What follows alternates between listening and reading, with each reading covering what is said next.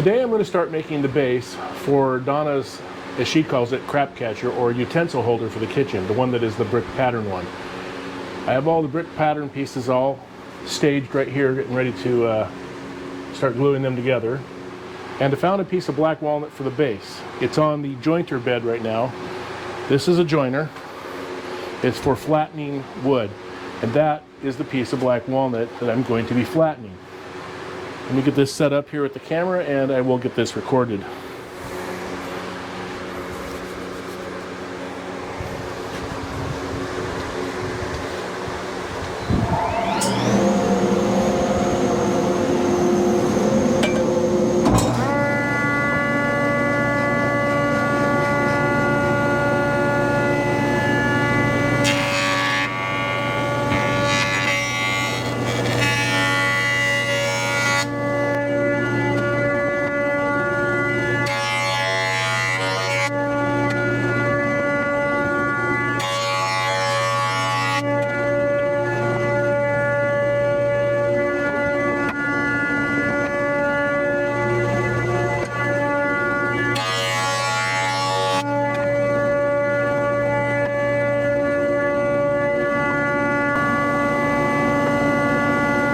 And now I'm going to flatten up one edge while holding it to the backstop to make it square.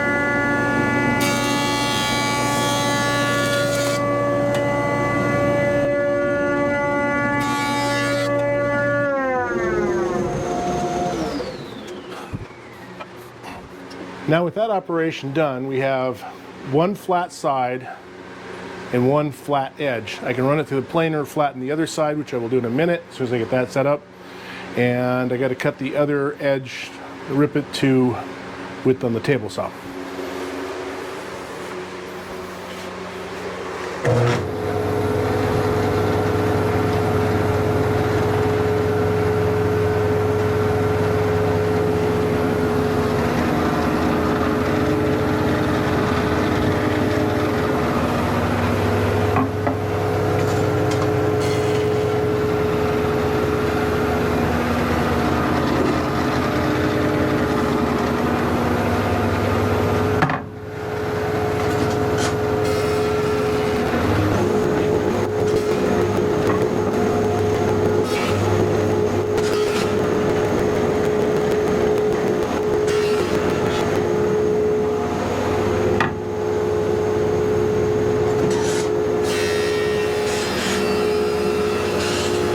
I don't know if this is recording or not, but I put the pink chalk on her to tell when it's flat. When the pink chalk is gone, it's flat.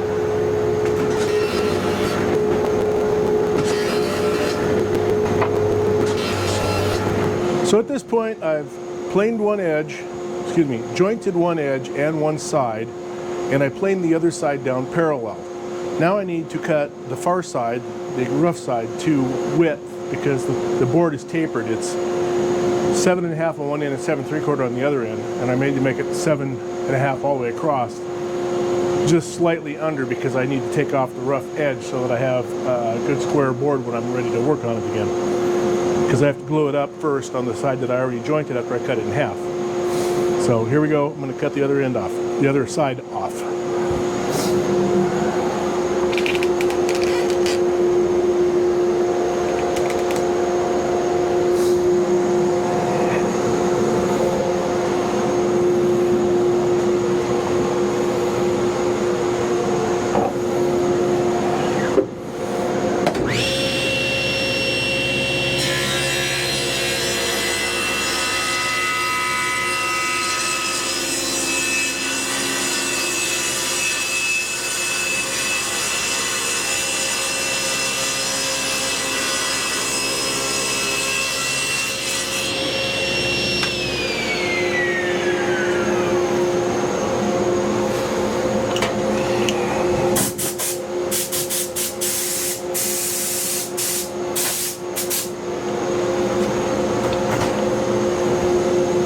And that's how we get the other edge flushed up.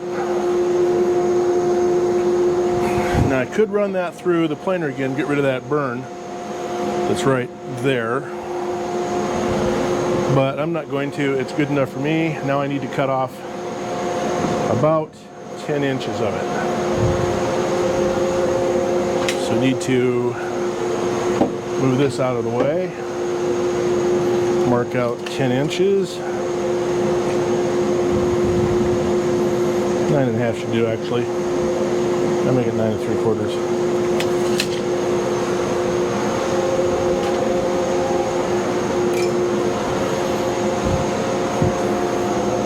Your cross cut.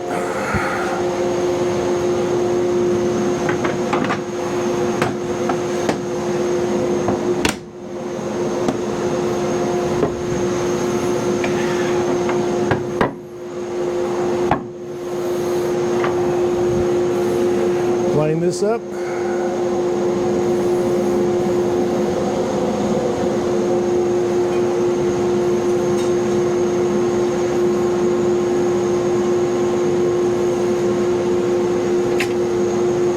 And let's pull it back a little bit and give it a cut.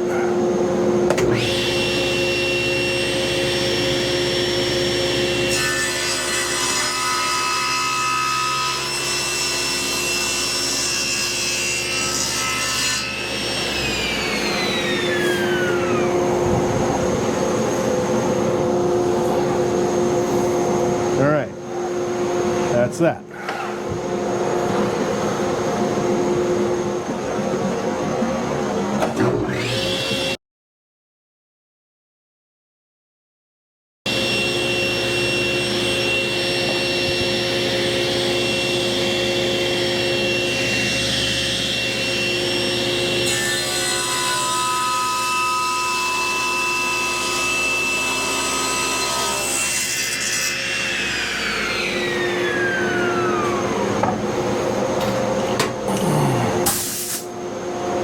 It's just not picking up the dust like I wanted to. Okay, get this one out of the way.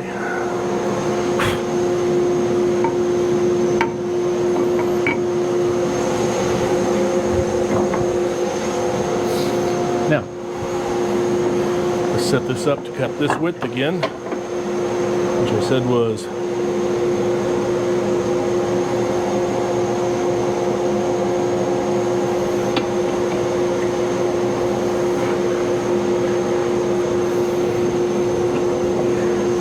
'Why's that clicking?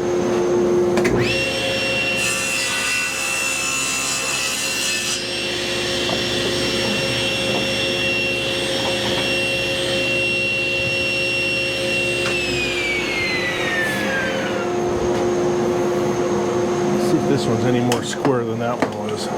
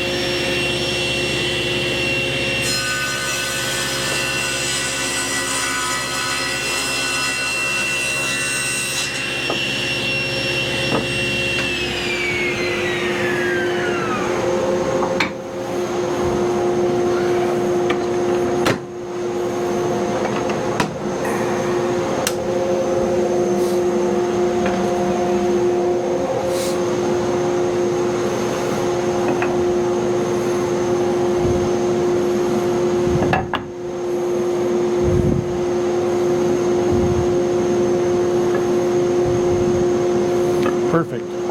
And that's how we're gonna, and that's where we're gonna glue it together to make our blank for the crab catcher. I will do that in a little bit. I got everything planed, squared, and flattened. Now I just have to glue this piece onto there so that it will be big enough to set the rings on and glue those in place. Let me grab a couple of clamps here. I already got the glue and a glue brush. Gonna put some glue on here. Spread it around.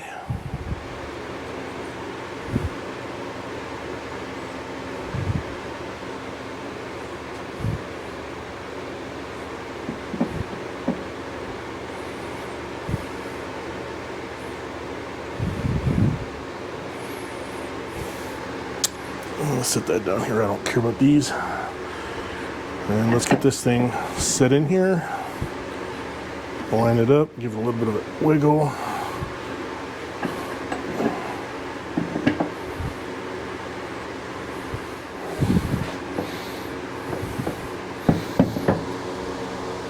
All right, I'm gonna have to get some clamps on there. Sometimes the edges don't want to line up, so you have to do this.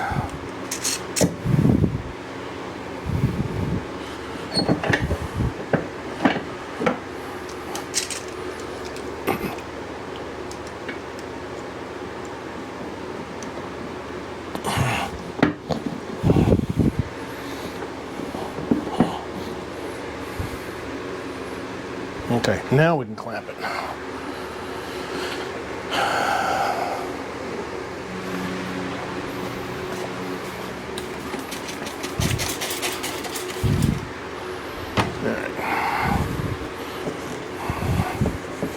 It's a lot easier to wipe it off now than it does later on.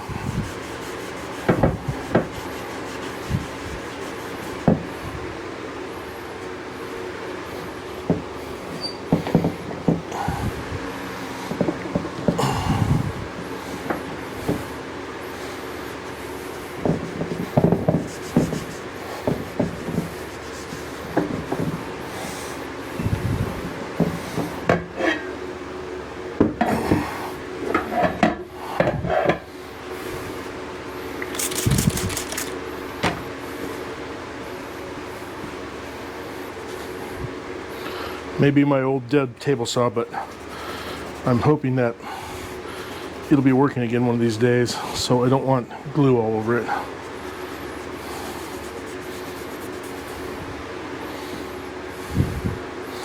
Fairly close.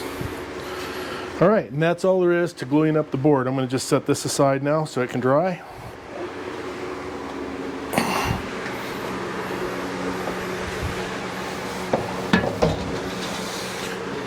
24 hours from now, we will come back and we will sand that flat on the drum sander, and we'll be good. I apparently got glue in my hand. So anyway,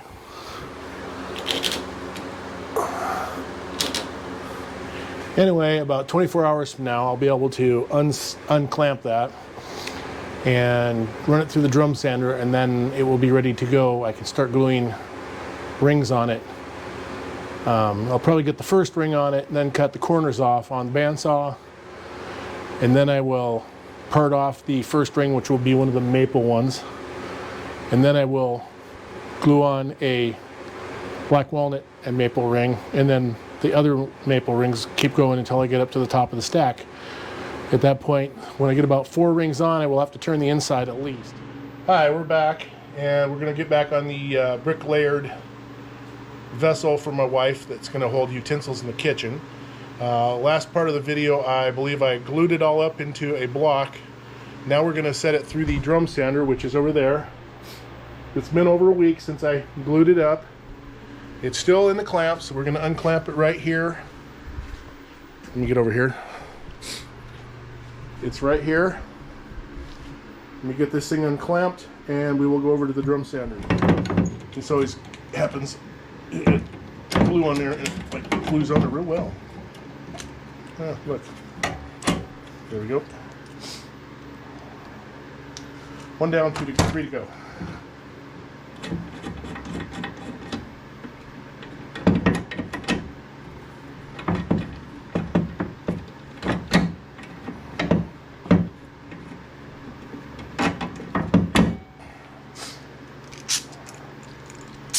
Put these away in a minute. These all done.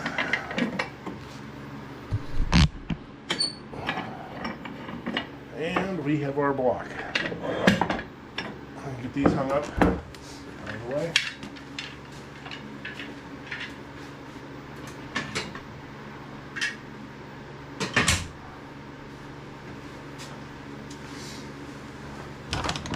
So when you glue up these things, let me show you. You have residue here, and it sticks up. And that's what I got to sand off. It's also got a little bit of a ridge right here. So I usually take a chisel like this.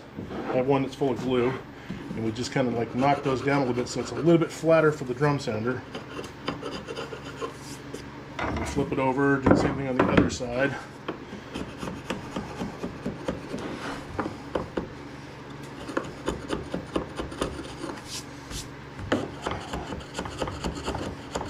Just got to get that glue off there so it's flat on the drum sander. There we go. Now we're going to take it over to the drum sander.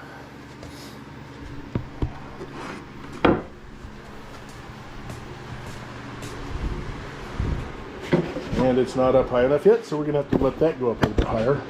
We get this thing aimed at the drum sander. A moment.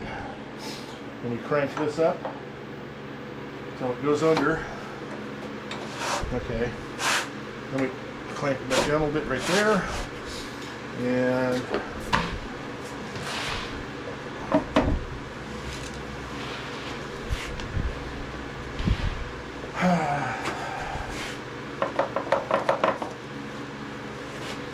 get this out of the way here so it doesn't catch on anything like the belt. Just throw it over my radio alarm stop. All right. Turn on the dust collector.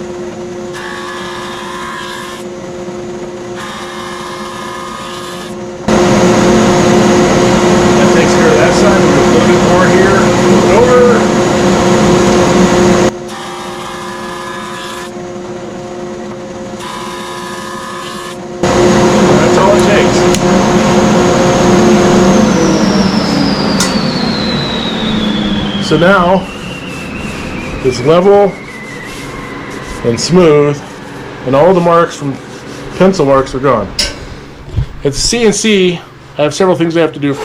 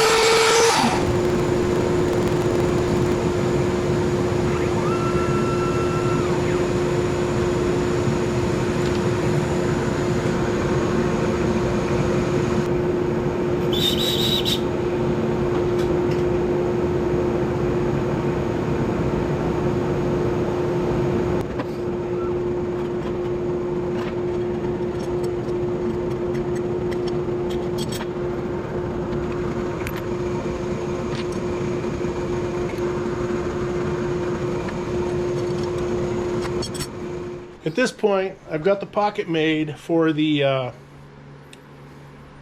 use on the lathe. This pocket right here is deep enough for my lathe, and it's perfectly round and centered on the square block.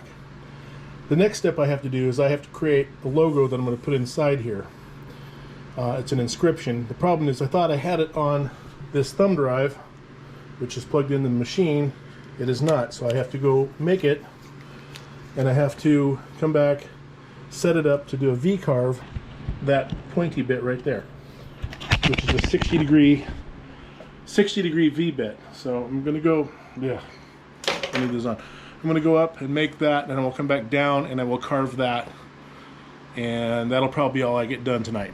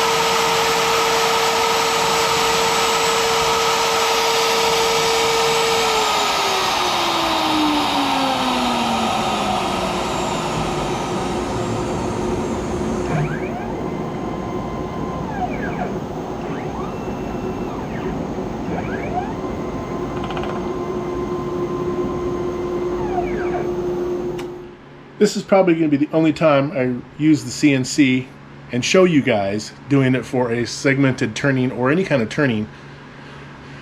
I probably will be using it for other things. I'm going to be making a new sled just for cutting segments. It's called a wedgie sled. It's a lot easier to line up everything. You don't have to do practice things once you get your wedges made. So you make a wedge on the CNC to the correct angle. You slide it in the wedgie sled, and I will show you how this all works when I get to that. But next I will get this on the lathe, mark out the circle that I need to do to cut it sort of round or mostly round. I will show you where the segments are that these are going to get glued to. It's going to get glued to this. So there is my stack of segments.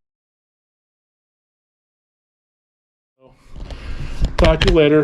If you like this video, please like and subscribe. Don't forget to hit the notification bell because that lets you know when there's new videos coming out. I'm done for the night. I'm going to go get ready for tomorrow. I got 2 more days to work this week, and then I'll be back at this working at it on the lathe. Talk to you later. Bye.